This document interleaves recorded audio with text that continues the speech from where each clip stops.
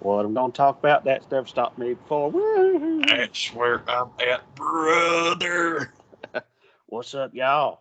What is going on, good people? How y'all doing? Heck yeah, man.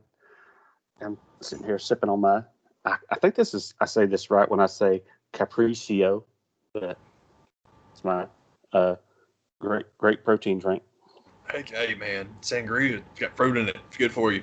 Mm-hmm. It's like V8, but with booze. Delicious. That's right. I'm drinking my V8 hooch. Yeah, man. Yeah, flush my system right out. Man, it's just right on. Heck yeah, man. Man, do you think Marty Jannetty killed a guy? No, I think Marty's a crap talker like so many other wrestlers, but I do love that story. I think it's quite funny, and I thought that, Travis Heckle's been on fire here lately. His Marty Jannetty I can't remember. Dadgummit, there's the wanted poster in the bowling alley. That was pretty funny.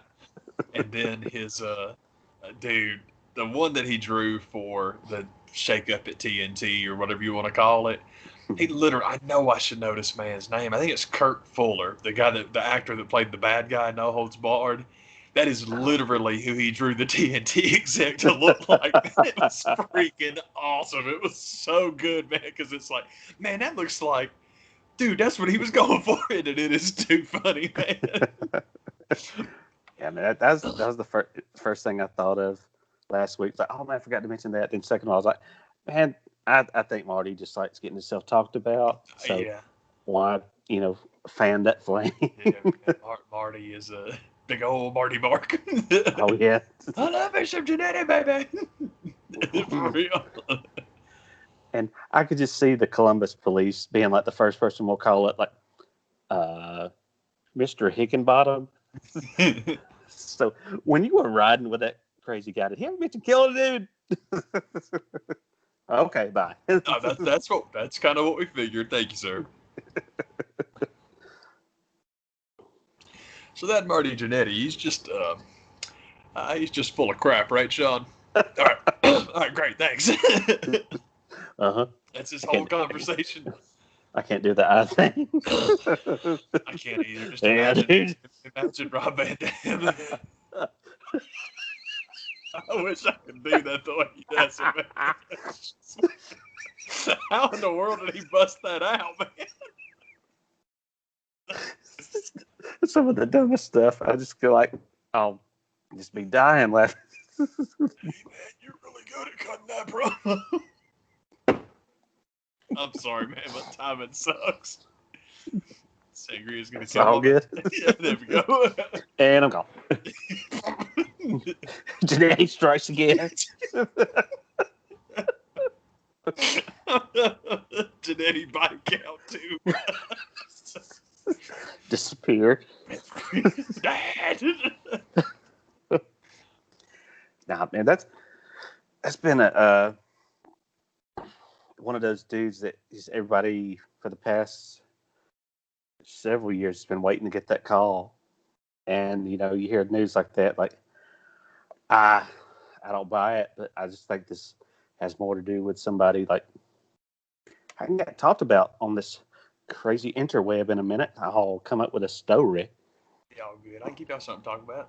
Yeah, man. So Marty Jannetty's in his house listening to Bonnie Raitt coming up with this little. All right, man. Here's the story. Yeah, exactly.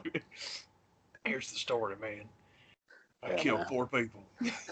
I don't want brother to go down there and kill him. That was quite funny. In the Courting and Last recap, where it's like, okay, you don't want your brother to go down there and kill the guy you just killed. It's like, what is it? What are you talking about, man?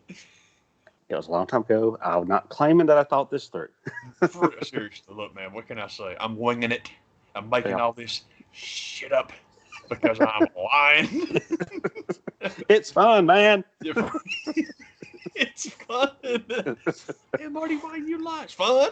Why wouldn't I? Yeah, I killed somebody. Shoot, man. Got these people that never existed that I killed. Killed. Man, I trotted out some old stuff. It's weird. It's been a weird week for wrestling, only in that I watched AEW. I didn't get to watch NXT this week because I've got too many scheduling conflicts, and I had to pick what I was going to keep, and unfortunately NXT got knocked this week. I'll do better next week. Just give me I'm just to the point where it's like, give me a review of most of the shows. Yeah. And I'll watch the review, and if I feel like I need to see it, I'll fast forward through the DVR to check it out. That's kind of where I'm at too. Is everything I've watched now, it's fast forward DVR, because it's just there's just a lot of, and it's cool. It's the way it should be. You should have a lot of different people doing a lot of different stuff. But I just excuse me. I just don't waste my time with a lot of it. I thought that the for Pete's sake, man, I don't remember what I was going to say, but it don't matter. But it's weird that, like, when I'm like recapping and trying to remember what I saw, a lot of times I don't even remember what I saw. It's just like, yeah, okay, all right, whatever. Because I just kind of zip and see what the Revival are up to, and that's always fun. That's pretty much what I was there for this past Wednesday, because it was advertised. I was expecting it to be them hosting the whole show, doing a recap instead of just one segment. But I liked what I got. Yeah, it was cool. I was expecting a whole bunch of tag matches, and they did that, so I was cool with that. And I liked it. Like we talked about, man, I absolutely love Tully just going full Tully in that whole little segment. It's like everybody is glad handing, and man, it's cool and it's great and everything's good and it's all right. And Tully's like, he just couldn't wait. Man. No. He is so good at that, dude. I loved it. So that was awesome. Good old Tully, gonna give y'all some real talk y'all need to hear. Yeah, seriously, dude, that was good. I liked it, man. We were talking about Tully's Horsemen and the way to make that work, or who we would like to see in there, man. I, of course, would still love to see Tessa in that. I think that'd be amazing, but I don't know if that's even still being talked about or not, but eventually. I don't hate that. I think it's a good idea. I mean, I want Hangman to be the guy for a while, but once you lose the championship and you kick him out, then you bring Tessa in to be like the new leader of the faction. I think that's a good idea. We've talked about it before, man. Like, girls in factions, and there's the girl in Dark Order now, but I don't even know if she's a wrestler. I don't know what they're doing. But anyway, the idea of I don't think they do. Seriously, I don't know if we discussed or not. I haven't quite figured out if I should tip my cap for their dogged determination to stick with the Dark Order, or if I should feel bad for the curveball. Because the whole point there, from what I constantly hear, the entire point of the Dark Order was it was supposed to be their version of Villain Enterprises, down to Marty Scurll.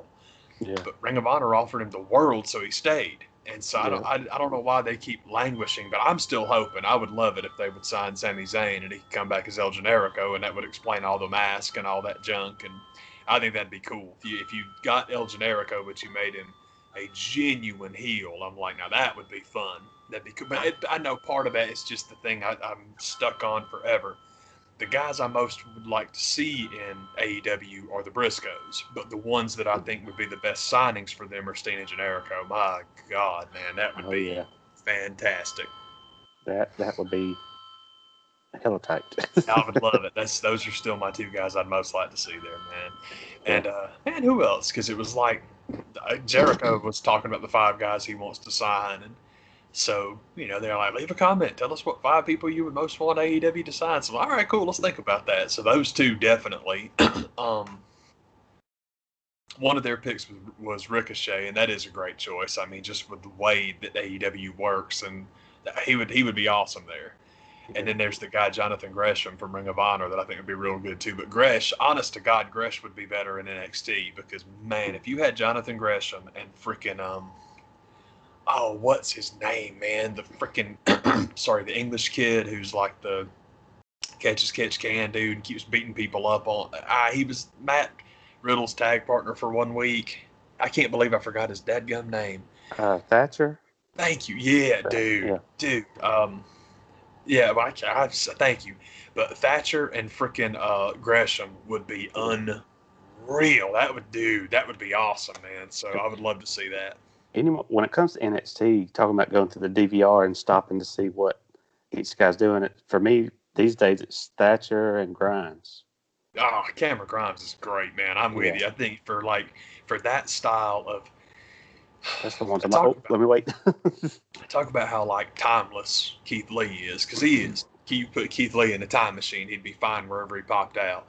And Grimes is so old school, man. I love it. I mean, he's just like he's Dutch Mantel, man. But I Yeah. love that guy. I think, and I love it. I love it mainly because with all of the everything that's old is new again if you ain't seen it in a while. So everybody trying to be Stone Cold Steve Austin is played out because no one has taken their damn foot off that gas for years. So trying to do something else, trying to be like the dastardly heel with the black mustache who gets thwarted and looks silly. It's cool. I talk about it with Keith Lee just because he's so big and the stuff he can do is so cool that there's really nothing you can't get him to do. Grimes is a neat one too because his character is so old school, but his moveset is real new. Not, excuse me, not like he's doing flips and dives and junk like that, but he does cool stuff. And yeah, that guy's cool. I'm totally with you on that, dude. Yeah. But you're talking about who else they would sign? Yeah. Who else did I don't remember who I picked. Now I wound up with like 12 guys, but it was like those two.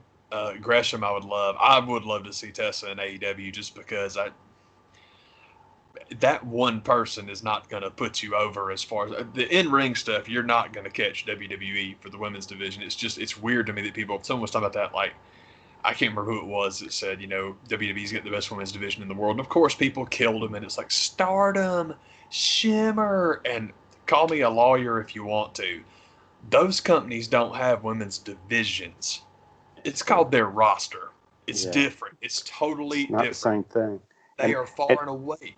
They're far and away the best in the world, but it's because that's their company, man. A women's division, as in a subdivision of here's the roster, here are the women that wrestle here. In Stardom and Shimmer, there is no division there. It's like roster. That's everybody. So yeah, breaking it down by division, I absolutely think that WWE deserves the cap tip on that. Because of course they got the best. It's great, man. And not of course because it's them, but of course when you look at who it is, they're good. And they're deep too. They've got a big head start. That's the thing that drives me everybody. nuts about people trashing AEW's women division. Is like, okay, this has only been a big deal for about a half dozen years now. Yeah, It's gonna be a minute before it's a big deal everywhere. Hopefully we'll get there. Just keep prioritizing it. But yeah, man, it's like, of course, WWE decided, yeah, we're gonna make a big deal out of this. So them having the best division, they've earned the best division. They're the ones that decided to make it a priority. So good for them, man. heck yeah. Bye, Cracky. But my other thing that I watched most of AEW this week, but it seems like with every show, no matter how good it is, there'll be that one segment, at least one. There's kind of like, what? What? Dude, huh? They got to freaking, is it Lance Hoyt or whatever, Lance Archer, and Jake in the back, and it was kind of like a role reversal where it felt like, is Jake like his prisoner now, and he's like ripping his shirt off that he said it was a $200 shirt. Like, come on, Jake, it's a Walmart. His little message written on his back, like whatever, man. What the crap is this? So it's like what we were talking about earlier. For the most part, when it comes to AEW, that's one of the things I like the most about that show is it does feel like they have an idea of where they're going. But every once in a while, there'll be that bump in the road in the story. Kind of, what is this? Yeah. What in the world? The whole Murder Hawk thing is strange. And I know I've got the one thing that I say all the time, but I'll stand by it. I hated him losing that TNT title match. Not that I thought he should be the champ, but I just thought he should have got disqualified at like the semifinal level. And then I was thinking about this the other day, man. I was like, my whole thing that I would have done with that guy is Lance Archer would never win a match because Lance Archer just gets disqualified all the time. Yeah. He keeps showing up, beating people up every time he gets a match, man. It's just like, dude, you gotta stop. This is crazy. He beats up the too good at killing people. Dude, seriously, he never gets a win because he never gets beat up. He just roughhouses and kills everybody. And the whole point of building him up as this dude that's just like, God, what are we going to do with this guy? Is Moxley wants every damn title match to be ECW, man, let's Philly. And it would work. You could totally have a no disqualification match because then it's all like, well, you're not getting away from me that easy because they're going to feed everybody to Moxley anyway. So you might as well. It's better, in my opinion, it's better for Lance Archer to eat that loss in a title match to Moxley than it is to Cody. Because with Cody, it's just, it's not, I hate the term buried because God knows he's not buried, but it works. It totally works. You know, it's a good win over a big dude for your champ, and it's like, I really wish that's what they done instead. It seemed like a good idea. Darn, man, when I thought about it. But it was not the same thing, but on the same idea of having the Fiend be anywhere near the titles. Like, why would you have him anywhere near any belt, period? Exactly. Until you want to beat them. Until them losing means something. Yeah, it's like, I'm totally with you. Giving the Fiend the Universal title was the stupidest thing ever. Oh, man, but they had that crazy Tom Savini championship. Whoop-dee. I'm so fucking tired of Vince making decisions on toy belts. It's the old boy, like the spinner belt. I swear to God, that's the only thing that old man has noticed in the last 25 years of pro wrestling. Oh, the spinner belt. Oh, my God, John Cena, spinner belt. Like, dude, love it. Somebody pack that dude up. Jesus Christ, it's done. Oh, Lord. But yeah, I'm just with you. Whenever you've got Big Mr. Monster, man, don't put him anywhere near the title until you're ready to give it to him and have him run with it. Like we talked about, it's the thing with Karrion Kross being NXT champion. Why I wish he was, because he could be on the ascendancy right now. Because if you beat Adam Cole, and then Keith Lee gets a crack at you, and you beat him, and then I want my other big victory that I want Kross to get was Finn Balor or the Demon, because I don't think anyone's ever beat the Demon. So that's cool, and it's like, man, what's it gonna take? Well, it's gonna take Keith Lee having gone under Apollo's dead, Rocky's going to the Siberian mountains to train, man, and that's the storyline I wish they would have done there. Especially, I guess my whole thing about, well, you can't just have Adam Cole just drop the title. You did.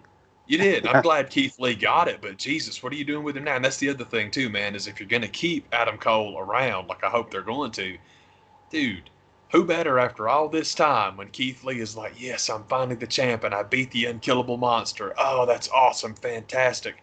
If you even want to work babyface Adam Cole into his training in some point, or Lottie Di and their buddies, and then there's your double cross, and then there you have it. So, or basically have them be tight and they're all good and cool, and have Adam Cole win a Money in the Bank match somewhere, cash in on a beat down Keith Lee, and then wins the championship back, man. You could do, there's cool stuff that could be done there, but again, it's not even worth trying to do with NXT because it's WWE and they no one's ever around long enough, and it sucks. Yeah. They're going to screw it up one way or the other. So just get the thing off there. There we go. Yeah, man, I've got all kinds of junk popping up on mine, too. That's what I was doing a second ago. There we go. Hey, man, what is all this? Hey. You want to buy some more of your fruit drink? Oh, I got some. Thank you. Yeah, I'm good. Thank you. I'm good. I have enough. I don't want to be greedy. We got to put a lid on the things. I'll buy them all. Oh, man, I'm telling you right now, man, you put a cap on that, man. It's like going to the damn old Sam's and buying Yoo-Hoo, man. You know how many times I've left Sam with 14 cases of Yoo-Hoo? Yeah. Yoo-Hoo gives me the shit. Couldn't care less, baby. You want to know why? Shake, it's great. I do hate how much I like Yoo-Hoo, because Yoo-Hoo does hate my stomach. God almighty. And I haven't had one in a long time because I have to be, in a real particular mood. Like, hey, I feel like being in the John the rest of the day. Let's grab a Yoo-Hoo. That would be good. I got to schedule my Yoo-Hoos, man. We're on our way to the quarantine. I got to get my sangria and the Yoo-Hoo. It's you. Man, there's some other news that had people all up in arms and crazy this week, or maybe it was just the people that I follow. But do you have an opinion on the fact that supposedly Disney has finally broke down and they've decided to release Mulan on Disney Plus. And there's good news, bad news with that. You would, when I heard that they were releasing it to Disney Plus, I thought, okay, well they're going to let subscribers watch the movie without having to go into a theater and risk God knows what. Like, well, no, you still need to be a subscriber and you're still going to pay us. Nobody has come out with an exact figure. Some people have said $30. Some people have said $39. But on top of having a subscription, you still got to pay us that extra premium to sit down and watch it with the fam. Yeah, that sounds about right. Sounds And, about right.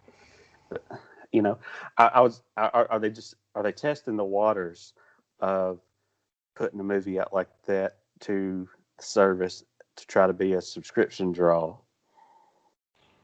Or are they just like, well, we figured this movie was going to fail anyway, so let's make sure it does? I'm not sure. It seems to me that it would be well, we don't really make any money off those movie tickets, so why don't we just have it all in-house? That's what it seems like. But yeah, the whole deal with this is where the WWE Network falls apart, and this is where Disney Plus falls apart. The reason Netflix worked is because Netflix was not an LLC when it started. So in trying to get your name out there, you have to over-promise. And Vince tried. That's the thing. Vince did a real good job, but that's the whole thing is he over-promised. And it was all like the whole thing with and this is real easy to say now, but you and I had this conversation the first time we discussed what a WWE network was. If you get everything the network offers you, and then you can buy pay-per-views for half price, now you got something. That'll work. You know what I'm saying? Or $15 pay-per-views or something like that, because you're still with the monthly money and $15, $20, something like that, you're still getting 35 a shot. So yeah, it's less, but you'll make it up though, won't you? Because those people are sending you $10, $12, $50, whatever it costs now every month.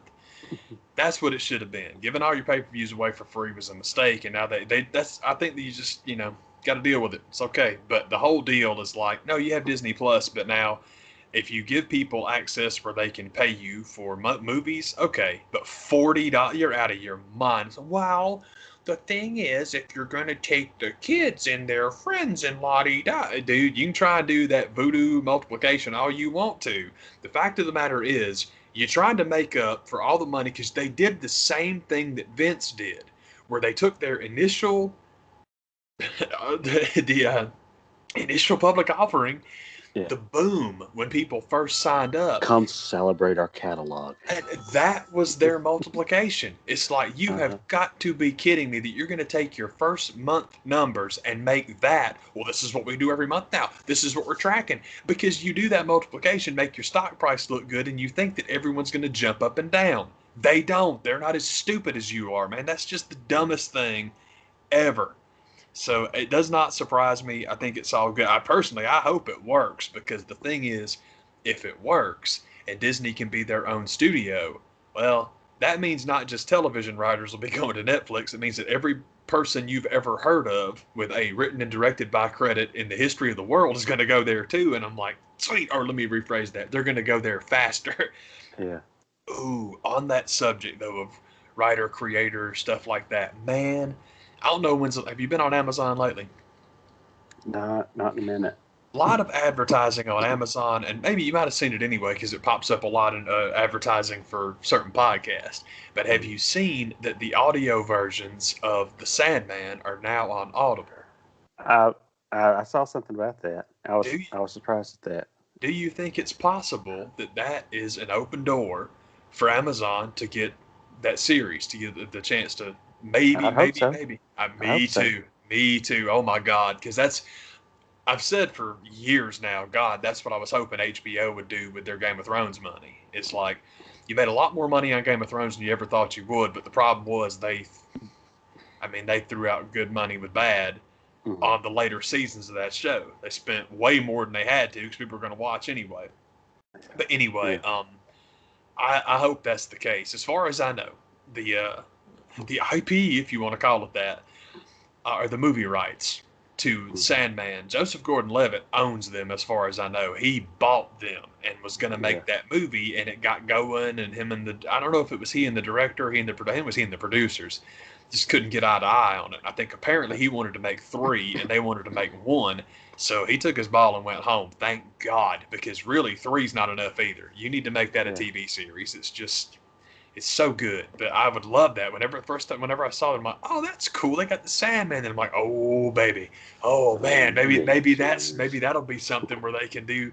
Because I would love a Sandman TV show. I just think that a television series based on Sandman, I cannot overstate how dominant I think it would be in the unified nerd genre where we all love our comic book stuff and fantasy stuff. I mean, it's so, that book is impossible anyway. It's just basically, if you're the comic book property that came along in the 90s and got people to finally shut the hell up about the Dark Knight Returns and for a little bit Watchmen, that says a lot, man. And I love Dark Knight Returns and I love Watchmen, but it's not close. You give me Sandman over either. I do give me Season of Mist. Let me take that back. Season of Mist is wonderful. I love that's book 4. I love that one, and it's great. But it's actually a game of you. That's the one. It's book 5. It's the one that came after that. That is my favorite thing in that whole story. I can't explain why. It's unreal. Oh God, I love it. So I'm very excited. That got me all excited, man. Like, oh, because Amazon makes good stuff too. Apple makes good stuff. There's so many people making good stuff now that, all right, possibilities for Sandman. But I hope maybe that's maybe there is a connection there. That would be so cool. Yeah. It feels like people have been waiting as to what title Disney would break down and do this with. Because I know earlier this year the Trolls movie kind of got everybody at AMC and Regal all butthurt for releasing their movie, and the thing that they did was, as far as I know, they put it out on the Universal app, but I don't think you had to pay a subscription fee to give them $20 to watch it.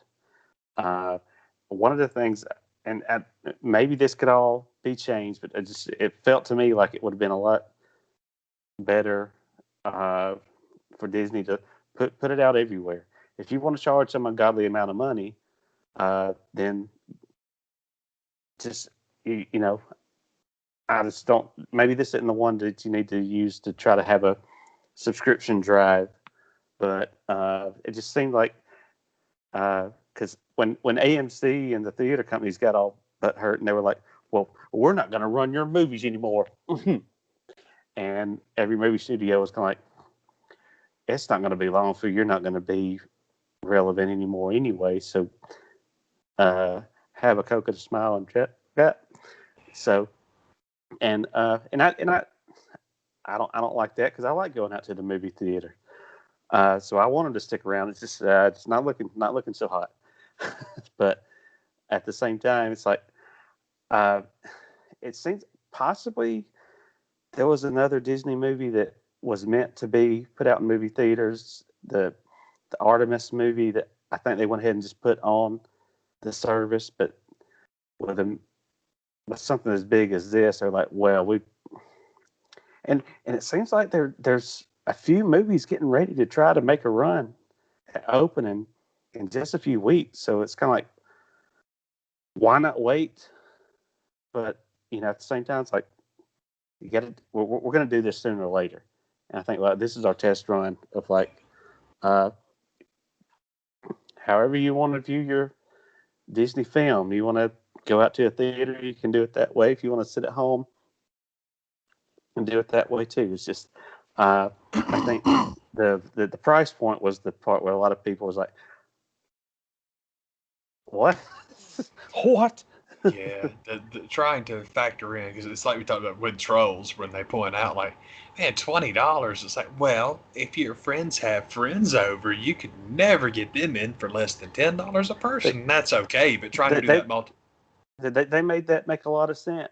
It does make sense at $20, but at 40, it's like you can't do that magic mathematic, or you can't do that magic multiplication and have a subscription service too. It doesn't work. I mean, subscription services, it's the same thing. It reminds me of what we talk about, where we want to put a corporate logo on every square inch of a baseball uniform, and we want to advertise in game with like logos in each corner of the field and on the field and la-di-da, but then you still want ad breaks. It does not work, man. HBO proved that a long time ago. If you pay us, you ain't got to watch no ads. We're going to run little previews in between, show you what's coming on, but you're never going to hear from Pepsi, and you're never going to hear from Pfizer, and you're never going to hear from anybody. And that's the whole point, is like, man, if you want, excuse me, food candy. Dude, yeah, it's totally cool. I like that. I mean, I get it, because it's it makes me happy, actually, because like we talked about, man, one of the best bits of news, that I thought about Disney Plus was the way they're doing TV series. Because it's like, if you're not going to compete with Netflix, that means Netflix will be around forever, thank God, because they're so different. What Netflix and what Disney want to do are completely different, so this is excellent. This is good stuff. But yeah, man, as far as Mulan is concerned, man, you can't sit on that junk forever. I understand totally wanting to put that thing out and get your money back on it, or get some money back on it. I'm hoping they'll finally get it down to a version where people will calm their tits about it, because God, I mean, every time you turn around, somebody's bitching about something else. Oh my God, what do you mean Mushu's not in it? Mushu's not in it. Oh my God. It's like, okay, so we were upset about Mushu not being in it. Then we were upset because, well, you've got to have the homoerotic storyline. If you don't, it's not Mulan. And it's like, man, it's Disney, for Christ's sake. Disney is McDonald's, man. That's like saying that McDonald's should serve filet mignon. They're not going to. It's like, dude, Disney's not going to do anything. But making social statements, find a different company. They are not the one. They're not the one. And if you think that, the thing is that Mulan was so subliminally homoerotic, subliminal in the sense that you made it up. It's an open interpretive story. You made that up. And if you watch that movie and that's what you get out of it, that's awesome. But if you want everyone to get that out of it, they're not going to give you that. They're not going to do it. That's definitely a be careful what you wish for kind of thing. Because if you want them to come at you with them intending to push that agenda, you're probably not going to like the spin they put on it. Probably not, because it just doesn't work. You can't ask. Why in the world would you want corporations to be the mouthpiece for your freaking, I don't want to call it a movement. Homosexuality is not exactly a movement. It's just the way people are. But it's whatever your cause is. Be careful. I don't think you want people putting barcodes. Cause is a fantastic word there, man. Be careful who you have scanning the barcode on your calls. Just be careful, man, because it's. I can hear the Song of the South tune tuning up. And what Disney and what Disney is the stand-in here for corporations, and I don't want to say corporate America, because corporations are global now, so it's just corporate business. We use the word business. My business. Business is in business for business. Business does not give a shit about what color you are. They don't care about your country. They don't care about nothing. So it's one of the, it's one of the sources of consternation I have with, oh my God, it's Lee Greenwood and he's proud to be American. I'm like, baby, America's not a country. It's a company. That's all we are here. That's it. So, well, we're going to try to get the economy going to, they're going to send people back to work and they haven't got a vaccine for the COVID yet. Yeah, just like we said on day one. That was always going to be the case here. It's like, y'all, the economy in the United States is more important than anything else. That's it. Why do you think we let corporations run this country? Come on. We've been doing that for a long time. Anyway, I got way sidetracked. I'm sorry. But no, Disney wanting to get Mulan out there and put a premium on top of the subscription thing. Hey, man, you know what? Like you said, you had to know it was just a matter of time. It's gonna be them. They were gonna be the ones. So I'm like, right on, man. That's cool. There are a lot of people up in arms about that this weekend, and I was like, I get it, but it wasn't the shock that some people had, over it. Yeah, I think if the only shot that I had was, it feels like to me there's so many, at least according to advertisements, there are a lot of movies that are going to make a run at opening up theaters. I'm like, we're so close, but I think they just kind of saw how some of the other movies did on streaming. Like, well, let's see how our play our hand at that. I will say this: it's mean, but it's true. As far as you're a subscriber and now you got to pay us on top of it. Thank God Avengers wrapped up pre-COVID, because they would have absolutely fleeced the planet on that one. They'd have killed all of us, man. So okay, at least we got that one in the books. That's when I heard the news about Mulan, that's the first thing I thought was like, they're going to do the same thing with Black Widow, and Black Widow's one that I would want to go see in a theater. I don't know that I'll would paying the $20, the $40, whatever makes great sense for a family, but single white able-bodied American straight privilege, $40 more for me to watch one movie. Yeah, that's where I'm like, oh, I'm out on that one. Yeah, the trouble with me paying you $40 to watch a movie at my house is there's not a single disc in my beloved Criterion collection that I can't get for $40, and then it's mine for as long as I want it. So I'll just push the pause button on that one. It's tricky, man. It's true. And also, honestly, I like going to the theater, but dude, we've been watching shit in HD for a while now, haven't we? Yeah. Ain't it always better? It's like, dude, I just don't need that. Well, you got to get the theater experience. I've got the theater experience maybe twice, seriously, and it's like, this is not a big deal. Like, well, you got to see The Dark Knight in IMAX, and I did, and I'm telling you, it wasn't a big deal. It was not a big deal, man. I don't pay over the odds I don't pay more for 3D because I hate it. I don't pay more for IMAX because it's $40. It's like, guys, this is not necessary. My one IMAX experience did not leave me feeling like I had to go do it again. Oh, I'm the same way, man. I'm not impressed at all. Yeah, I wasn't either. Not for what it cost, man. Like, the only thing I would even consider doing IMAX now is like if you did like Blue Planet or some of the like nature documentaries, that would probably be fun. But shoot, I'm sorry to bump that. But at the same time, I can get a ticket to the aquarium for that much. So why wouldn't I do that, man?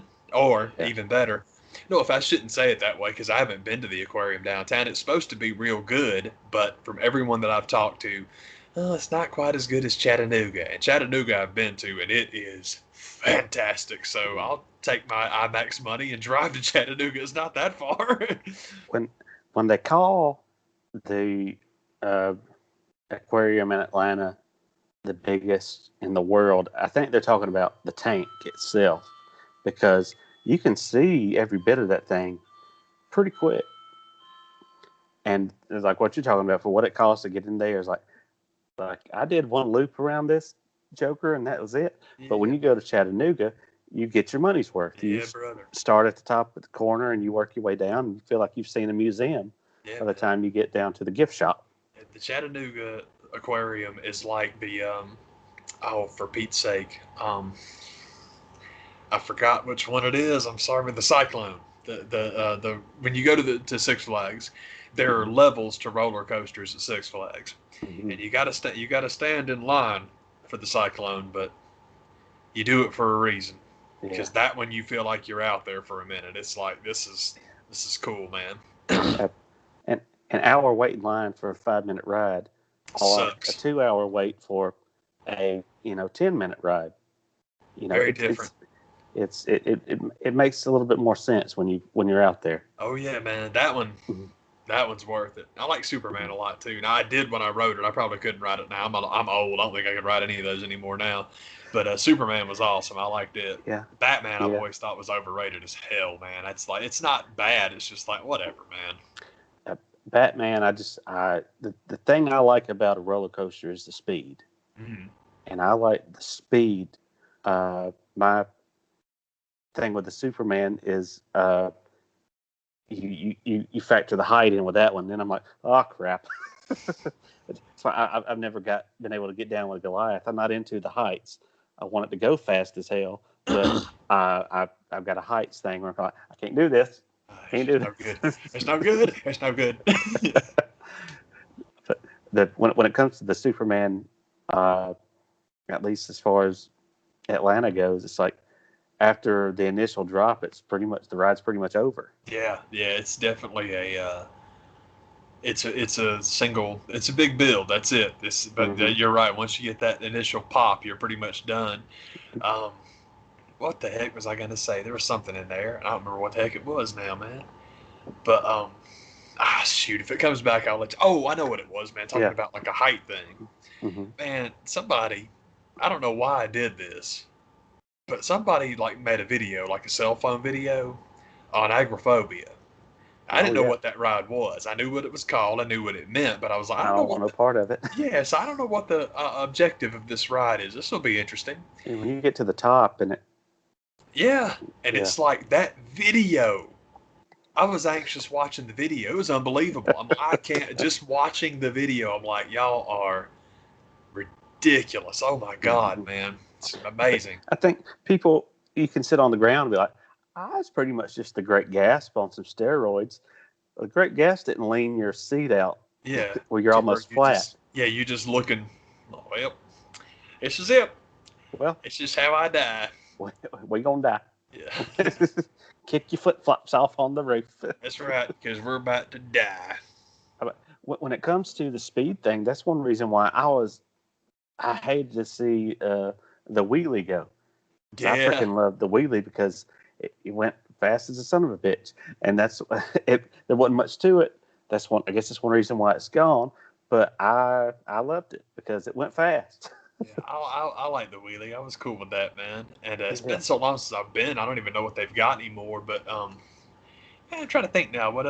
Okay, like favorite Six Flags rides, man. Because I know like my roller coaster is the Cyclone. That's always been the best one because it's just so long. It feels like you're out there for 12 minutes. It's great. They've improved the Cyclone. No, I haven't ridden it, but it's been about 2 seasons ago where they did a rework of it, where I think they kept the wooden frame, but they really improved the track. Sweet. Is a smoother, more like an updated system where it's a more smooth ride. Because that was a downside to the Cyclone, was it would give you a adjustment, Yeah, I think my thing with the roughness of the Cyclone is that back in the day, I was riding the Cyclone and the Ninja the same day. And if you do the Ninja first, man, the Cyclone is a Cadillac, because the Ninja would beat the ever-loving crap out of you, man. That was lots of corkscrews on the Ninja. And it was early corkscrew technology at Six Flags. So once you hit them, if you're not doing this in your chair, you're doing that in your chair. I mean, it would beat the ever-loving crap out of you, man. Like, oh, Lord. You've got to anticipate what's coming on that one. Yeah. Oh, yeah. The second time you ride it, it's a lot more fun. You're totally right, because you know when to lean into the turns. Yeah. But yeah, man. Let's see. What else is out there? There's the Scream Machine. The Scorcher's underrated as hell. I don't think I've been since they opened the Scorchers. It's been such a long time since I went. It may not be there anymore, but the Scream Machine is the other wooden roller coaster that's, that's Hall of Fame classic. Yeah, man. Scream Machine's great, and when they run it backwards, it's even better. I mean, it's silly, but it's just awesome. Like, this is great. Yeah. The Mindbender's fun. The Mindbender, I like the Mindbender because that was the first the first roller coaster I ever rode on where there is an upside down loop. So I loved that. I was little when I rode that. I rode that with my dad, man. And then also that's where I met Tupac. That was the ride that I met Tupac on, because it was great. Because we were like just waiting, and everybody was losing their minds. And then, boy, once his car came back in, the line was gone. So we got on the very next one. It was great. It was awesome, man. Tupac hooked me up. Let me get on the Mindbender faster than I should have. Yeah. Oh, and the freaking Monster Plantation. That's my favorite ride there, period. Because it's neat. I just think it's cool because it's neat. But also, holy crap, if you're at Six Flags in the middle of freaking August, there ain't nothing like getting to ride in the complete darkness and shadow for about 3 minutes. It's the best. Holy crap. recharge. Oh, dude, it's the best feeling in the world. But there are Yeah. some real cool things in there, man. Like the big pure man's pig guys. Just I always loved that. That thing is. I would love to like walk around in there when it's dry and just see if those things are as massive as they look. 'Cause it seems like you're right on top of them. It seems like it's not really. There's not a whole lot of optical illusion going on. It's like that's so cool, man. Yeah. There's only so much some strobe lights can do to kind of Yeah. change the perspective of this thing. Yeah, And it's like. that thing's freaking huge. It's got to Yeah, be huge. I think that thing's right there, isn't it? Holy crap. Love it, man. It's awesome. But anyway, I Yeah. didn't mean to get off on Six Flags, but I put the Monster Plantation over every chance I get because A, I get the song stuck in my head all the time, and B, hey, dude, cool you off on a hot summer day. It's just the best, man. Yeah, yeah. Excuse me. And I can't do any of the water rides at all, so I need my shadow ride. I love water rides, but the thing is you have to do them at the end. People always told me anything you want to ride that's watery, do it at the end. Yeah. Well, no, because then you get in the car with your clothes all wet. You're going to do that anyway. You do the water rides early and you walk around with your socks wet. Ooh, baby, your that's the feet deal. are... That 1 out of 50 times you get off the ride with dry feet, I can't take that risk. Seriously. No, man, that's the worst. So, yeah, that's just asking for... Your feet are going to hurt regardless. Oh, yes.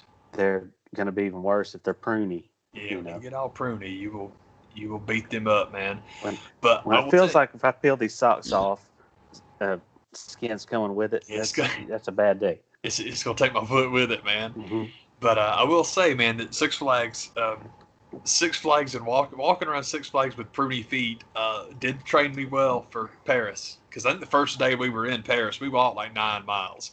And I blistered the bejesus out of like 3 of my toes, and I was fine. I mean, they're blisters. They suck, but at the same time, it's like, okay, you know how to take care of this a little bit. And again, it's not like walking on prunes at Six Flags, man. It's like, nope, that's still like that's the far end of like foot discomfort. So we're good. We were totally good, man. Yeah. It's something about, being in a trip like that. It's like, it's worth it. It's worth it. Dude, you didn't even notice. It wasn't no problem, man. You just like drain them when you can and wrap them up a little bit. It's fine. It's totally cool, man. It's my damn fault if I'd have walked before I went, like just walk, get calluses up, you'd have been fine, but I was a bum and didn't do it. Oh, man. I'm stupid. Get some paved roads over here, all this cobblestone. Hey, what's going on, man? Shoot. Oh. Can't do nothing right. Heck yeah, man. Man, I'm sorry to say, I'm just like coming up blank on things to talk about. I apologize. I can give you like the That's update. where I'm at. That's where I'm at. I can give you the update for all updates. The only thing I've been doing lately, because I just got tired of listening to podcasts because I can only do politics for so long before it just makes me nuts. This is something I'll mention because every time I mention Corny and Last, I'm always killing them, and I don't want to do that this week. So I mentioned Travis Heckle's drawings, which those really that one with Kurt Fuller, I think that's his name. That cracked me up, man. That is such an awesome thing. But they were talking. Cornette made this point, and I hadn't even thought about it. I thought this was a really good point. And he's like, man, can you imagine the confusion at Democratic National Committee headquarters on the day they announce that Kamala Harris is going to be the vice president on Joe Biden's ticket? It's the same day that Kamala Harris, famed professional wrestler, passes away. And he's like, man, I bet they were confused as hell. And I'm like, I didn't even think about that being right there together. And I'm like, yeah, it's pretty funny, man. That's a good observation, man. So, what is happening here? Seriously. Look at this. Kamala Harris is trending. What's that? Like, click the link. Wait a minute. I look at the photo like, that's not who we elected. That's not it at all, man. I'm waiting for the campaign poster that's Joe Biden and Sugar Bear Harris. Yeah, like Kamala and Joe Biden's got the kimchi mask on. That'd be awesome, man. It was very cool. That was a fun thing to listen to them discussing that guy. And one of my favorite things about it was they were talking about where they thought he was used the best. And it was so cool, man, because they were talking about him working with Akbar and It's man, Skandar Akbar is like the ultimate manager for that guy, isn't he? But they were saying, I think apparently J.J. Dillon was his manager in Tennessee, and I might have it wrong, but they were saying that Dillon was his manager, and then they did the Kim Chi thing because it's like you can't have the Uganda giant walking through a building. You have to have, he's got to have a guide. So I'm like, that's cool. All that makes sense. But apparently, once they had done the circuit with Lawler, obviously this was a one-time payoff, man. You bring him in, you make him a monster, and then God comes back and kills the monster. So the monster's got to go. And I don't know if it was immediately afterwards, but eventually he got down to Louisiana and was working for the Cowboy. And just more of the same, where it's just like, man, that was the guy. That was the guy that knew how to use that guy. And it's like, man, who in the world is that not true of? And my favorite example for Bill Watts, and this is hardly his big success story, but again, that Memphis to Louisiana pipeline. Bill Watts is like the biggest, maybe the most famous. You need ex-football players. You got to have big guys, man. It's a big man territory, man. Ernie Ladd. We got, Junkyard Dog. Got to have someone that looks realistic. You got to have somebody big and strong with an athletic background. Who the hell is this Ricky Morton? Who's that Robert Gibson guy? And he looked at him once, saw him in the ring, and was like, oh, those guys are money. That's awesome. Because they're like the complete opposite of anything he would want a team to be or wrestlers to be. But as a team and as an attraction, he got it. It's like, that is awesome. That's such a cool story that, oh yeah, I get it. Like, well, go on, Cowboy. Good for you, man. But that story made me happy. And then, but the only thing I've been up to lately was, I mess around with Fire Pro all the time. So I've been messing around with Fire Pro a little bit, but I've actually switched over my video game focus for a little bit because I do Winning 11, I do Fire Pro all the time because I love them. But I'll just throw those in and mess on, like, kind of mess with this guy. Okay, we're good. Dang him, you got to play. It's all good. But as far as what I'm focusing on now, man, I have a shelf full. This was probably 3 years ago now. I wanted something different. That's what I always play, just in case y'all don't know. The man knows, but I'll tell y'all, I am a sports game guy. That's what I like. I love the old EA stuff. The Electronic Arts PlayStation 2 sports games are fantastic. And FIFA's not bad, but Winning 11, number 9 especially, Pro Evolution Soccer. If we've got anybody across the pond or not in America, Pro Evolution Soccer. I think it was Pro Evolution 5. I used to know. It's hard. It's like Final Fantasy. The numbers are totally different depending on what country you're in. So that's what I like. I like sports games. That's what I play. It's all good. But I wanted to play Final Fantasy. I've heard about it my whole life. I wanted something completely different than the stuff I normally play. So I bought a whole bunch of them, and then I got down a wormhole, and not even because I necessarily liked them, just because I got obsessed with collecting them. So I wound up with, you get like the remasters for PlayStation 2. It's PS1 games, but you can play them on the 2. I got 5 and 6. I got 7. I got 9. Then for the PlayStation 2, I wound up with 10. I wound up with 10-2. It's not 12. It actually is part 2 of number 10. 11 is online only, so I don't need it. 12, I didn't get. 13, I wound up getting. 13 was the one with the PS3, and it's weird. That was the first one I ever actually played because PlayStation 3, let's play that one. I really enjoyed it. I guess it's because I never played any of the other ones, but I had fun with 13. Then I started backtracking and doing research, and I did this research before I bought them. It's just I wound up buying all of them anyway. And routinely 6 is, I think I looked at like 8 different. Okay, tell me what the best Final Fantasy games are. And it was either like a top 10 or it was all of them ranked. And if you take them and you give them all the score of where they come out, man, 6 is the one that has the highest average. That's the one everybody loved. So I got 6, started playing it. I'm not sure how much progress because, they're long games. But enough progress to where I loved that game. I just really, really loved it. And then I got just knocked out for a little bit. Didn't play it for a while. And so I haven't played in a long time. Decided this was the week, man. All right, I'm going to go play some Final Fantasy. It'll be good. And honest to God, I've been away from 6 so long, I can't figure out what I've done. Yeah. So I made the decision to go inside the guts of my PlayStation 3 and delete the file. I probably shouldn't have, but hey, man, it's okay. I'll start over again. It's all good. But with having gotten rid of 6, I'm like, okay, which one do you want to play? So I started playing 10. And all these other ones I'd never even touched. I just bought them all because I'm a dork and I wanted them. So I've been playing 10, and that is the obsession of my life right now is Final Fantasy 10. I love it. It's just awesome. I don't have any idea what I'm doing. Well, that's not 100% true. I've tried to play them before with the walkthroughs, and it's all like, yes, go through and do all these things and all these side quests and find all these things. And it's just not as much fun as if you just turn it on and play it like those things don't exist.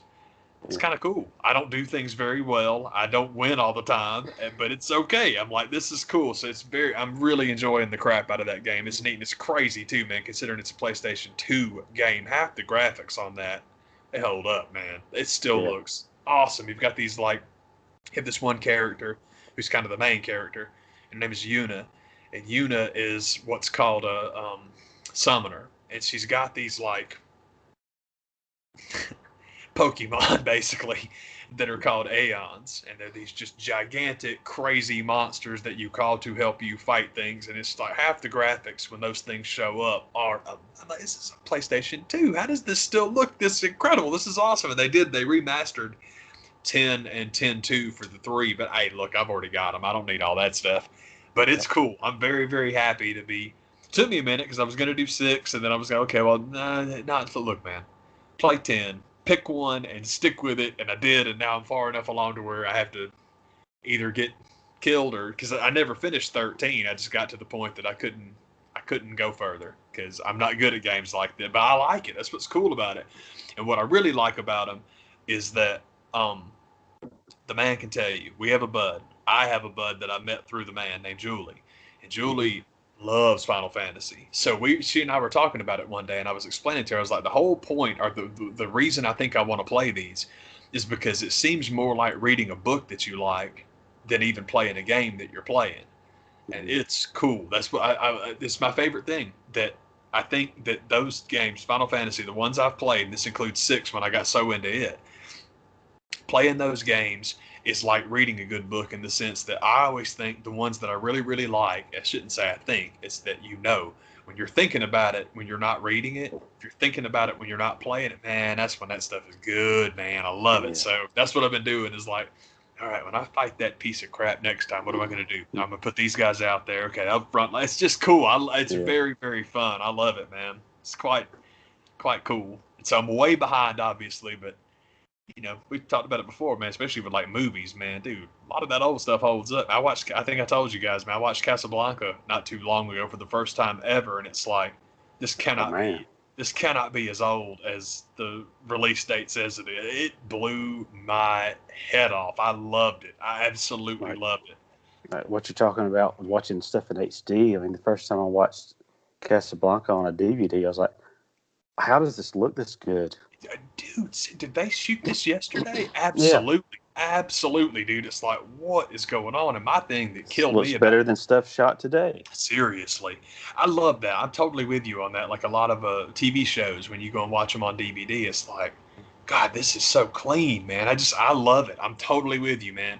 And the thing with Casablanca that just killed me was the dialogue. Because so many older movies, the dialogue sounds stagey because most of the people came off the stage. And so that's what you were doing, basically, was doing a play with cameras. Orson, that's what made Citizen Kane was it was a movie. It was like you had overlays, and you had, it was just, there were lots of things. When we say the word cinematic, a lot of that stuff came from Orson Welles.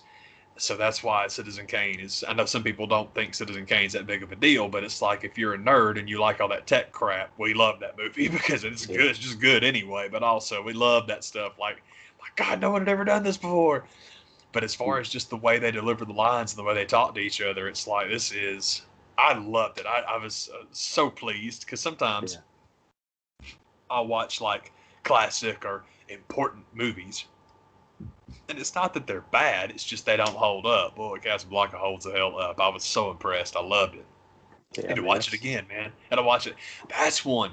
Dark City, I actually have, like, it's stupid because I've got like my little DVD and it's cool. But when you open it up, there's actually 2 discs in it, because I had 2 different versions of it. There was the one and there was the director's cut. and I wanted the director's cut. But I kept the other disc as well because it's got a commentary track with Roger Ebert just sitting there watching the movie and telling you why it's so awesome. Apparently, he did the same thing on Casablanca, so I'm like, yes. I need to just look up what movies did Roger Ebert do commentary tracks on and collect those because I love that guy. I like that guy's perspective. Oh man, that's where I learned about movies. Period. Watching that show, man, I love that guy. And like, there have been the Kieslowski Three Colors trilogy is like the one that really sticks out for me because man, they were just talking one day. I would have had to have been 14 or 15, somewhere in there, for the timeline to be right. And they were doing their little segment about what's at the video store. Go out and get it because it's awesome. And he picked those. It was blue, white, and red. And obviously, I'm a French fanatic anyway. But those movies are awesome. All three of those movies are fan-stinking-tastic. But I just remember him talking about them. And man, I got so amped up and so excited. It was years later. I was working at the video store and I walked past him and I'm like, that's them. That's what he was talking about. So that's when I rented them and watched them. And it's like, that's what got me into watching foreign movies and old stuff. And I'm with you. I love Roger, man. That's my guy. But partially because when he hates stuff, it's hilarious. But boy, when he loves stuff, that's even better. Oh man, I love him. That's one of the downside of buying physical movies these days is a lot of that's gone. Yeah, I don't pay for it anymore. When it comes to the DVD, that was a hell of a format when they were selling it with commentary and behind the scenes stuff. Some of the behind the scenes stuff I could do without, but the commentaries were really fun, and a lot of that's gone these days. There are a few that do them, but not nearly as many as there used to be. Yeah, it's true. It used to be just part of it's like standard. That's just what you did. But I think that I could be wrong. I think what happened was so many people that were doing commentary tracks started doing voiceover work too. And it's like, if I'm coming in and doing a studio track, you're paying me my voiceover rate. So the studio said, never mind. And that's kind of what happened to me. I mean, I love them. I think they're great. I watched a movie. Oh man, which one was it?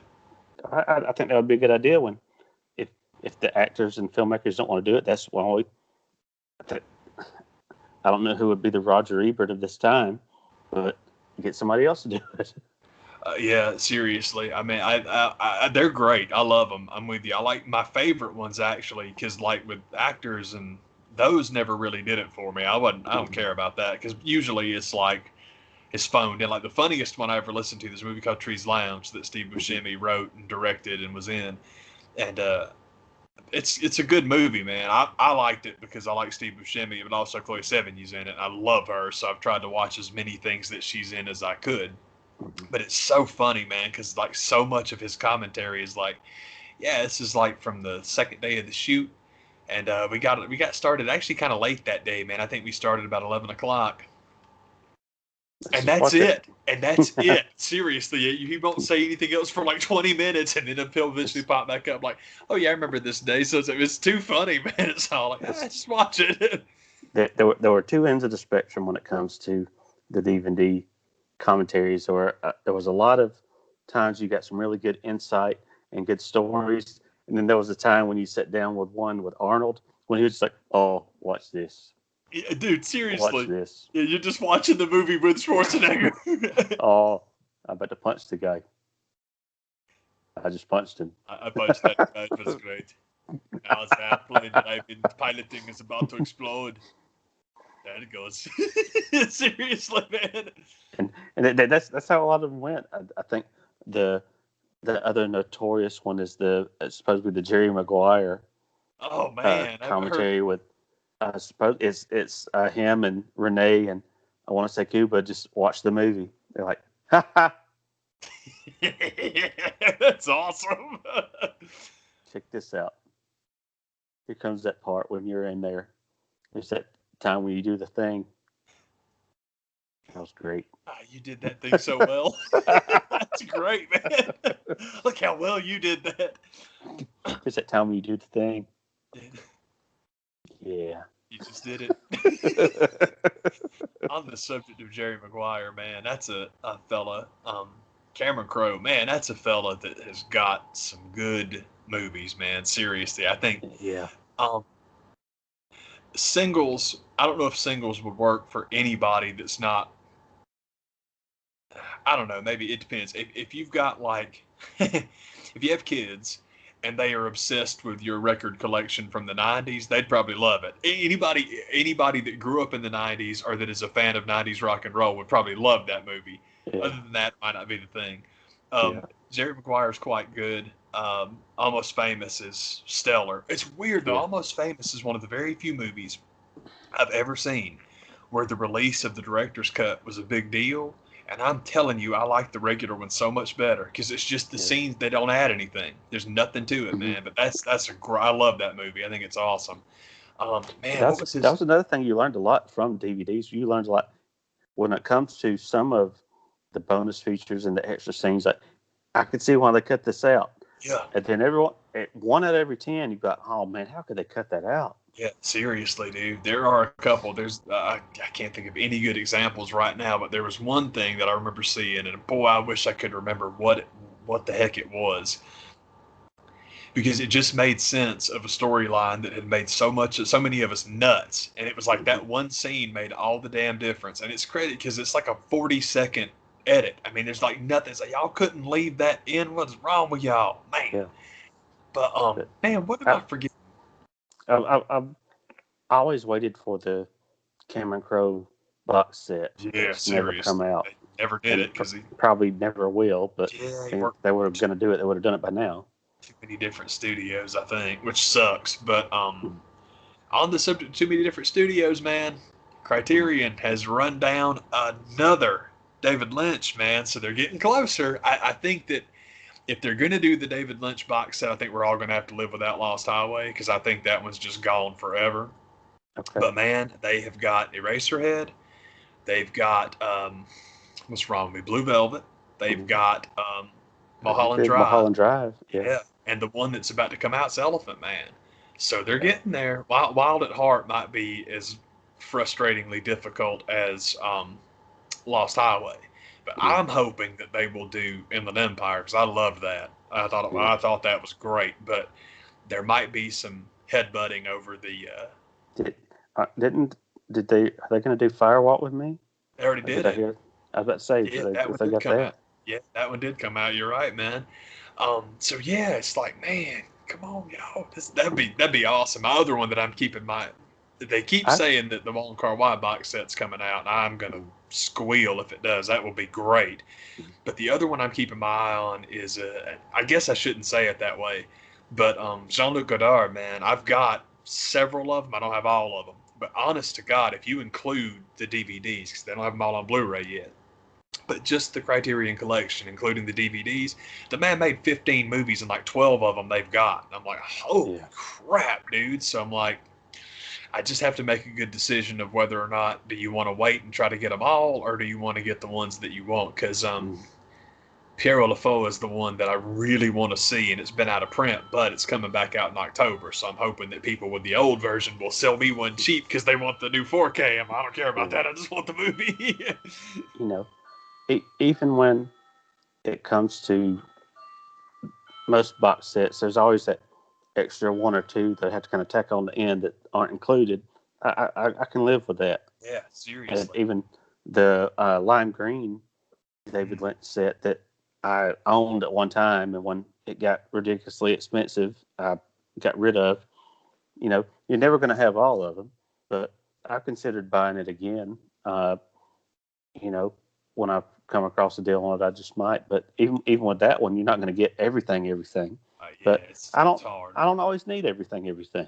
I'm the same way. I don't know of anybody that everything they've done I've loved. I mean, even like Charlie Kaufman, who I love, but I don't need all of them. Godard, I'm only watching them because the ones I've seen I really do like. But the messed up thing with that is what I'm hoping is if they're going to do a Godard box set of Blu-rays, I'm hoping that they will release Alphaville on Blu-ray, which I don't know if they can or not. That's, again, Criterion DVD. They released it 1,000 years ago, and I used to have it, and when I got rid of all my DVDs, I still can't believe I did that because it just never occurred to me oh, well, they've got it. They'll put it on Blu Ray. And it's like they can't because they don't have the distribution rights anymore. It never even occurred to me to think about that. I'm like, you moron. There's nothing I've gotten rid of except that one that I regret. I wish I'd kept that one. I'm like, damn it. I'm still mad about it. Yeah, man. I've done that many times. What's like, I'll pick it back up. It'll get re-released. Dude. Sometimes it does, sometimes it don't. happened to me, man. But I'm trying to think. Cameron Crowe's the one where I'm still like, why has that never happened? I think it would be a really good one if they could make that happen. Yeah, I totally agree, man. I think I finally remembered it, man. There's two of them that I haven't mentioned yet. One I haven't forgotten, but Say Anything is underrated as hell. That is such a good movie. And my other one is, man, one of my favorite movies, so underrated. I think that the remake is better than the original. Actually, I got it right here. This is nice. Visual aids as I've got movies above me. Freaking, I hope it's not too shiny. It's Abre los Ojos. That is the original Vanilla Sky. Yeah. So that's what this is. And then when you open it, because I'm a complete dork, you got Vanilla Sky because I'm a dork and I wanted them to be there together. So it's all good. And I love Vanilla Sky. I thought it was great. Love that movie. I dug that a lot. Man, me too, man. And obviously, yes, I'm a Penelope Cruz mark because if you could see that shelf up there, you would notice this and about 4 or 5 different things from Pedro Almodovar. She's in all those. And it's like, yes, I love Penelope Cruz. I think she's great.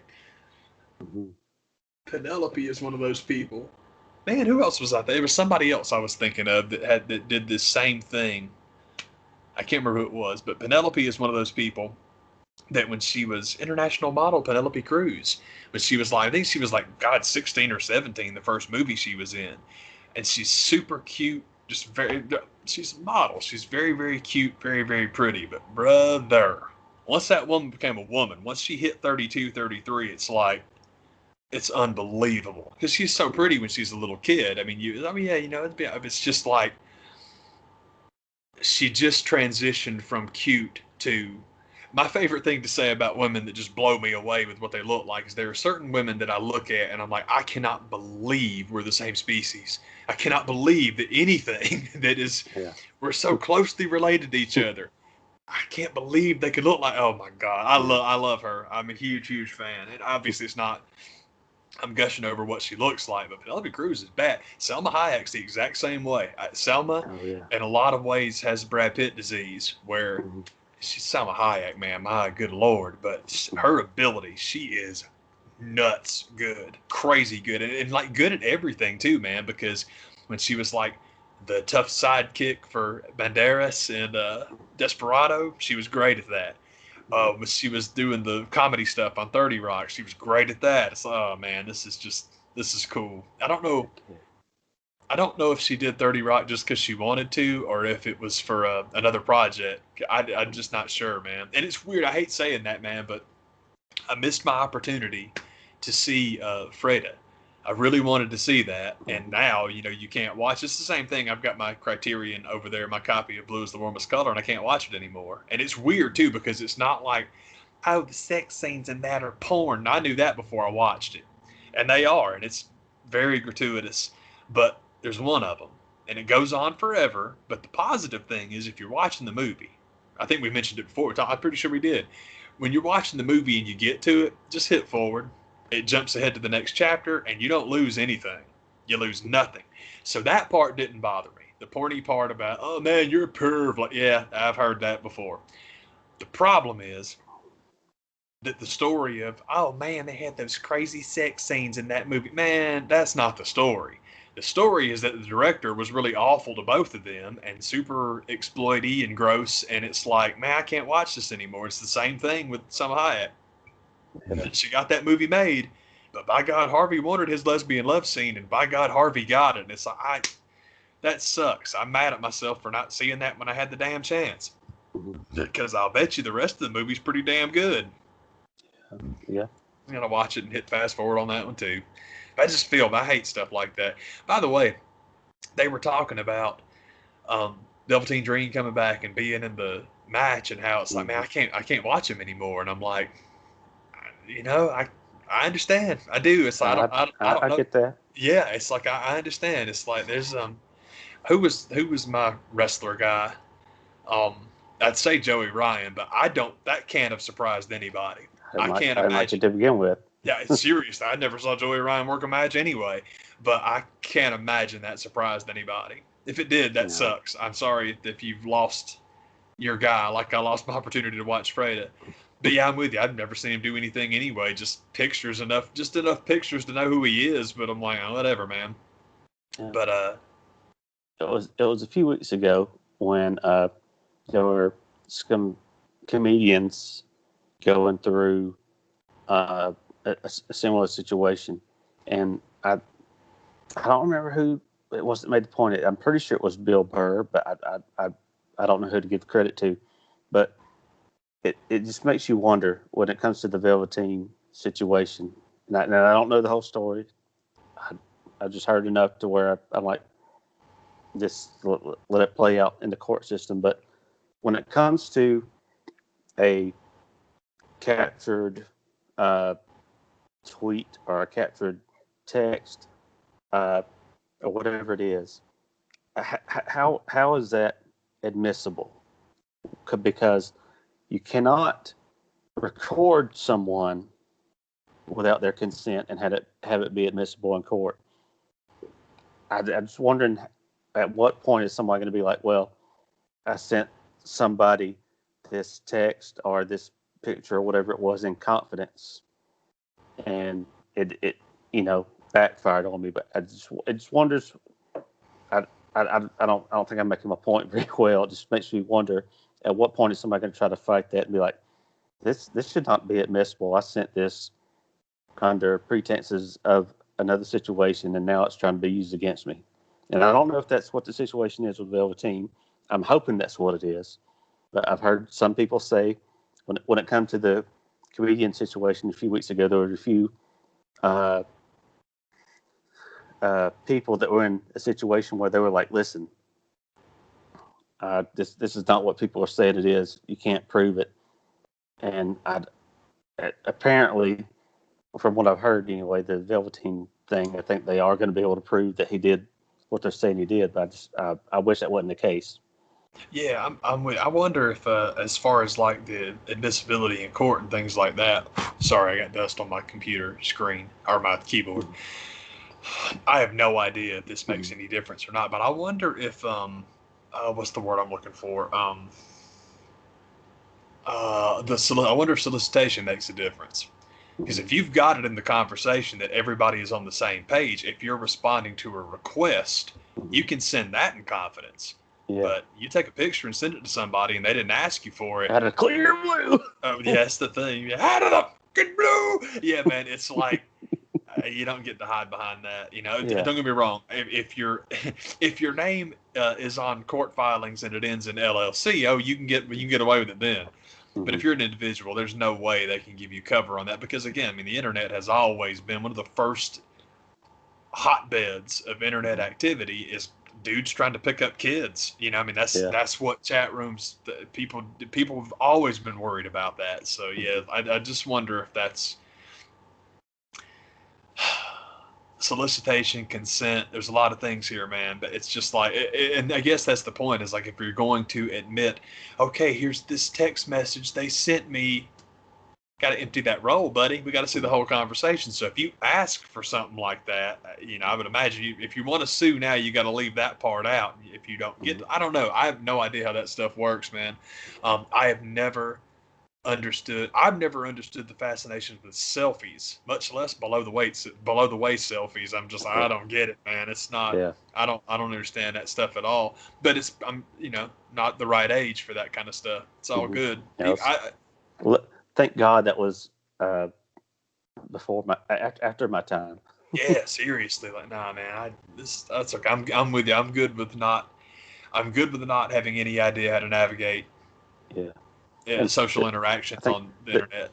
the reason why I think that point was made on whatever podcast I was listening to, because there were texts that were sent to this particular comedian in question. When it got to the point, it was like, okay, what age are you? And they admitted it. He was like, well, come back to me when you're this age. But at the same time, he was still vilified as if he had done it. He's like, well, what else could he do? You know, the biggest problem that people are going to have there is that, especially if it's dudes, because that's the whole thing. It's, oh man, all these women, man, they're just out they got the pitchforks, they're just out to get all of us. It's dudes. It's dudes. It's men lawmakers that have a problem with all this stuff. Because even if you can prove that it's all like, we can't be having this conversation until I know how old you are, they don't care. And it's because there are very, very few. I don't understand this. I don't know why it's as prominent as it is.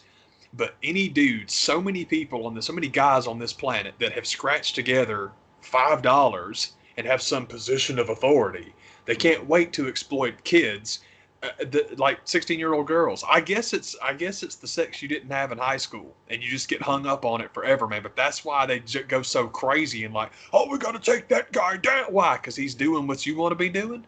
I don't quite understand that. That whole thing is just nuts to me.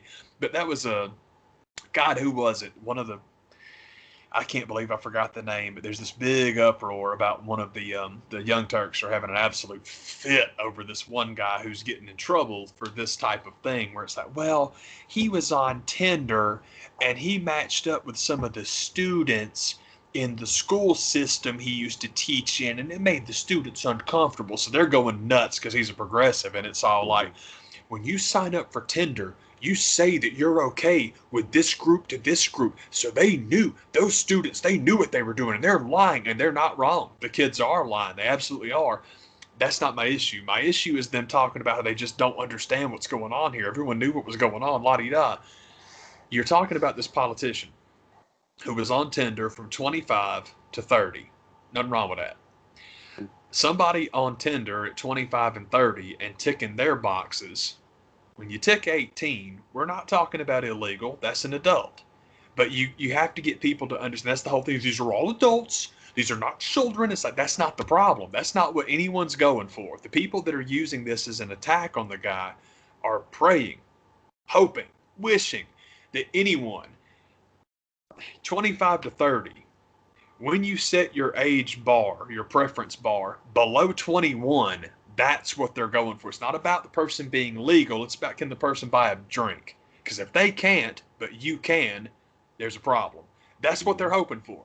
And that doesn't make, I guess that doesn't make much sense, but that's the problem. That's what everyone is hoping that folks have an issue with. It's like, stop talking about, like we talked about with the speaking out stuff in England, and how, man, Marty's girls date like 16-year-olds. That's illegal. It's not illegal. And 16's legal in the United Kingdom. It's insane, but it's legal. But you can't drink yet. And that's a huge difference. My God, it's like, dude, I don't know why no one wants to bring that up, because God knows Young Turks want to talk about prohibition, weed. Yeah, that's the most cringe thing. That's the thing about them that drives me the most crazy, is they talk about weed like they're cool. And it's like, Jink, you're pushing 50. It's do what you want to do, man. But trying to be the cool kid because you smoke bud on the weekend, it's like, oh, wow, that's not a good look. Anyway, I got way sidetracked. I'm sorry, man. But yeah, the Velveteen thing, man, I don't know. It's like I said, I don't know how to feel about it. But if you tell me that looking at him now kind of creeps you out a bit, I understand that. Happened to a lot of people with a whole lot of musicians, man. I had that with Brand New, man. A buddy of mine turned me on to Brand New. And then very shortly after I got into him, turns out that whatever his name is that writes those songs was kind of a creep. And yeah, I just felt bad because my buddy Darian is all like, man, I can't even listen to that stuff anymore. And I'm like, I can see that. And then I went back and listened to it, and I'm like, yeah, you're right. I can't either. There's a couple of songs that it's all like, dude, he was telling you this 10 years ago. It's just like, man.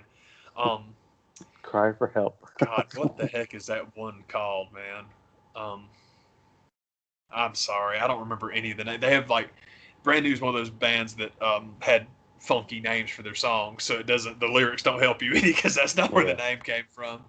But I think it's Me versus Maradona versus Elvis, I think. But it's just, when you read it, I mean, it's all about getting somebody drunk and taking them back and, you know, taking advantage of them. That's what the song's about. I'm like, oh my God, man. Yeah.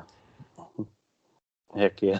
Dude, seriously. But all that stuff I just don't get it, man. Damn, dude. I don't understand why you want to date anybody that I don't think I could have a conversation with, and this is the thing. I don't think I'd have a conversation with a 25-year-old right now.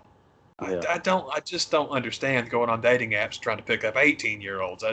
I just don't get it. It's weird. Yeah. Well, what about when you were 25? When I was 25, the second I turned 21, that became the cap. That's it. If you're dating somebody that's younger than you when you're 21, bite your bottom lip and bear it. Just hang in there till they turn 21, because hopefully it won't be that long. But dude, once you cross into that going out and drinking threshold, you don't. That seemed to me that to me seems. I guess it's easy for me to say because I wasn't dating when I was 21. I'd gotten all that out of my system and I was done for. We'll have inside the goings on. This is stuff that no one needs to know about me, but I'm going to tell all the good people here anyway. The first girlfriend I had, I think I was 19, the first girl I ever went out with. And then from her,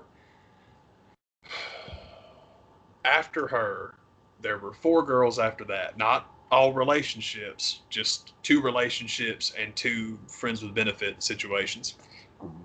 And I got all that out of my system in 2 years. So when I was 21, I was like, take some time off. You'll be okay. And I loved it. So I was out of the game for 5 years. I was like, it was great. I enjoyed it. It was totally good.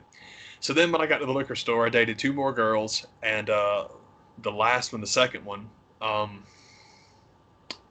what year is it? Still 2020, right? Yeah. Feels like it. The last relationship I was in ended 12 years ago because I just like it. I like being single, man. I just like doing my thing, and it's easier, and I just like it that way. And I dated some awesome girls. It wasn't them. It was just that it's not for me. You know, I'm just basically the girls I had 6 girls that I actually. What am I trying to say?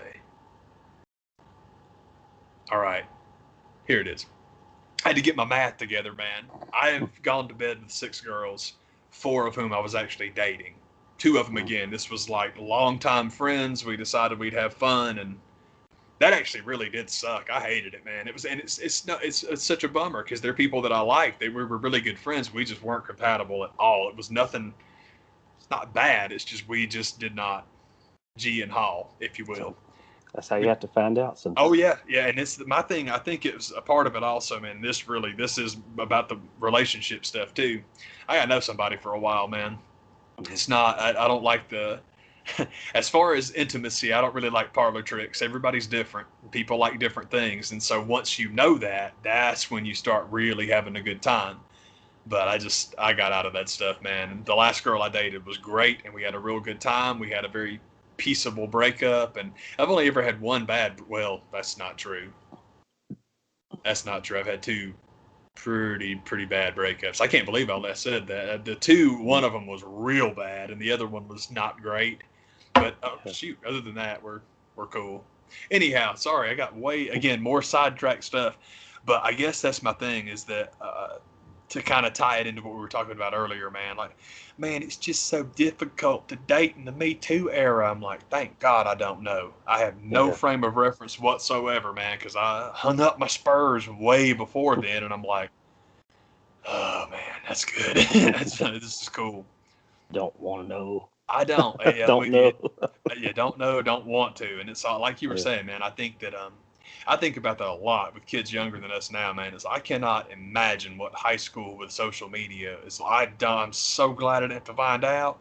But holy crap, I've got lots of sympathy. Yeah, all kinds of sympathy. Got lots of sympathy for people that have to do that because now there's no alternative. It's not like you can avoid it. It sucks, man. Heck yeah. Man. I don't know what the hell we were talking about. I'm sorry, man. I got way sidetracked. It's the long and short of it is I understand, you know. Camera Crow box set. Yeah, Camera Crow and Velveteen showing up and be like, it may not be for me. Yeah, I totally agree. It's like whenever they were saying, I'm like, Yeah, that's cool, man. That's totally your call. Oh man, I had to ask, did we discuss the back and forth, the Twitter back and forth between the Washington football team and LeBron James? I don't think so. All I right. heard. It seems like I heard something about it. Man, all right. I've prefaced this by making it very clear, if it hasn't been clear before. I know you know, but just in case, it's always somebody's first time. I am a monstrous LeBron James mark. I love the guy. He's like Magic Johnson reincarnated. I'm a big Magic guy. I love LeBron, so that's very, very cool. That being said, he put out a tweet about Washington football team. And what a gimpy name that is. Oh my God, man. So I hope he didn't spend too much money on research getting someone to come up with that. And their reply to him was awesome. The Washington football team replied, "Your son's name is literally LeBron James Jr." I was like, that is such a good reply, man. Like, hold on. So I wanted to be on LeBron's side, but hilarious is hilarious. So good on them, man. It was awesome, dude. Wait. Wait. Yeah, we're just gonna sing this song for, I think we're 1 hour and we're just under 2 hours, man. So we're gonna sing this song for the next 10 minutes to make it an even 2. This battery's gonna be long gone. It's gonna cut off in the middle of. Wait. You're great, big rapper. Great big rapper. I can't begin to explain. It's not even funny. It's just hilarious for no reason, man. I guess it's like we talked about, man. It's like before we listened to it, I just couldn't believe that it kept going on. I'm like, this is hilarious, man. There are very few podcasts that I've listened to, and like, now I got to save this. I'm keeping this. Yeah, dude. This episode is mine forever. Wait. So go track down the 10-minute podcasts, and you'll have yourself a good time. Again, I can't explain why it's so funny because it ain't funny. But if it's funny, it's not funny to anybody. It's either a waste of time or hilarious. There's probably no in between. But I know that both of us fall on the hilarious side. So it's not funny. I love it. Seriously, man, I don't like this at all. I love it. Man, did you think the 10-minute podcast is funny? No, it's not funny. It's my life. This is all I do. It's the type of thing that you're talking about relationships. It gets to that point, it's like, I need to play you something before I hit play. You need to know this could be the end. I think that's why I've been on a date in so long, man, because I just bust that out first, man. It's like, "Hi, nice to meet you. Listen to this." And then she's gone. And I don't blame her. Well, I was right again. It's better to know.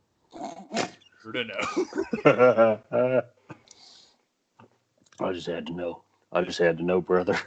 Seriously, man. Far better now than on the honeymoon. You get married to someone, you're on the honeymoon. Oh, by the way, I forgot to ask you. Do you think this is funny? And she's on the plane. Her divorce instantly. Bye-bye.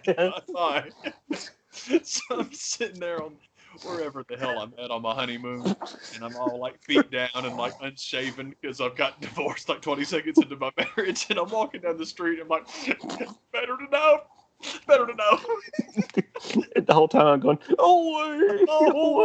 wait. I'm chasing the plane saying, wait. You're great, big rapper.